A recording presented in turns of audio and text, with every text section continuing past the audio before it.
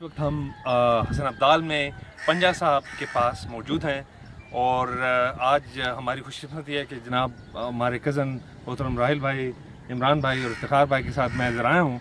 और इस वीडियो का मकसद है कि थोड़ी सी आपको इस जगह की तारीख बता दी जाए। वो जो बिल्डिंग पीछे नज़र आ रही है, वो जो गुंबद वाली बिल्डिंग है, इमारत है, वो पंजा साहब है। ये सिखों का दुनिया में जो 3 मुक़द्दस मकामात हैं इनमें से एक है, दूसरा ननकाना साहब और गोल्डन टेम्पल। तो हसन अब्दाल में इधर पंजा साहब में सिख हर साल आते हैं जो ज़ियारत करने के लिए, जो सिख पूरी दुनिया से इधर इकट्ठे होते हैं बैसाखी के मेले में। और इसके बाद ये जो पहाड़ी, ये जो शहर आपको यहाँ पे नज़र आ रहा है, ये हसन अब्दाल है।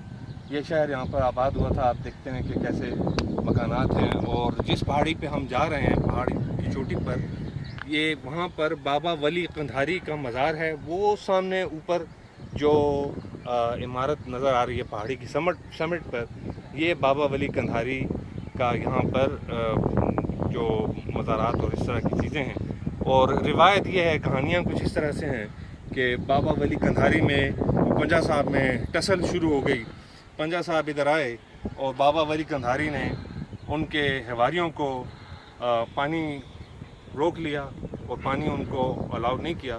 तो पंजा साहब ने उधर ही से अपनी यानी जो किरामात की बदौलत वहाँ पर पानी का चश्मा नीचे जारी हो गया। और जो बाबा वली कंधारी का चश्मा था वो खुश्क हो गया। उसके बाद गुस्से में आकर बाबा वली कंधारी ने नीचे की तरफ एक पत्थर लुढ़काया और जो पत्थर पंजा साहब ने अपने फयूज़ व बरक़ात और अपनी किरामात की बदौलत रोक लिया और उस पर उनका हाथ बन गया। वहाँ पर सिख यात्री हर साल आते हैं और ऊपर बाबा वली कंधारी जो कि मुसलमान थे, उनका मज़ार ऊपर है। बहरहाल हम तो ज़ाती तौर पर सिर्फ सियाहत की मकसद से इधर आए हैं और मकसद ये था कि हम ऊपर जाएं, देखें और ये कि अल्लाह ताला की जो यानी कुदरत है उसको हम मुशाहदा करें।